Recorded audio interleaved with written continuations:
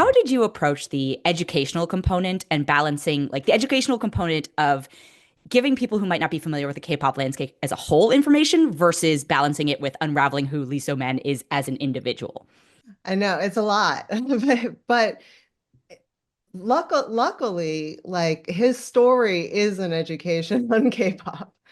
If you follow him he was there at the Genesis, and so it telling his story really like lets you know a lot of it, not all of it, of course, but like it's a way into understanding like sort of the growth of it and the journey of at least the aspects that he helped to create. Um, so that is helpful. There's another layer of it too, like if we're talking educationally, that his story is also tied to Korean history, and the different things that were happening in the country, from the Korean War when he was born to now, and the incredible growth and journey that the country as a whole has been on. So I think it was balancing how much of that cultural the context of the country as a whole versus his personal story. It was finding those balances really. And we really pinpointed the moments in history that really um, you know, became both opportunities for him and challenges for him. So, I mean, I think he was just an incredible lens to talk about things on many levels, K-pop, Korean history, and also technology.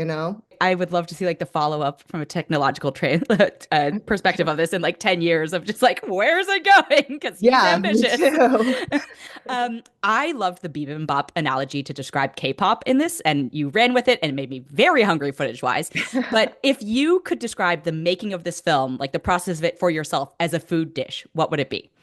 I think it's also bibimbap because like it's a reflection of him, and that really there's so many like little elements and so many different colors and also modes of storytelling in it. There's like traditional archival, but then also we shot these intermittent dream sequences, and then there's the wonderful world of the music videos and so it is really just a mash of like hopefully very tasty bites. Um, but that it really is the film is really a reflection of his personality and aesthetic. And I think Bibimbap is a good way to describe it. He takes elements from all over, that you wouldn't necessarily think go together and makes something that's completely new, like a dish out of many dishes. So hopefully that's what the film does as well. Emotionally, for you, what was the most challenging part to get right? It's always hard to to tell the story of a human being, you know, and and you always want to, portray them with some truth but really, you know, you have to take that weight off your shoulder and realize that the film at the end of the day is just a reflection of him through my experience of him. There are many films that could be made of him. There's many, modes and methods of things that we couldn't fit in there. But really, it's a reflection of the time I was allowed, to be with him, to get to know him as a person, and translate that as what to the best of my ability, artistically onto the screen.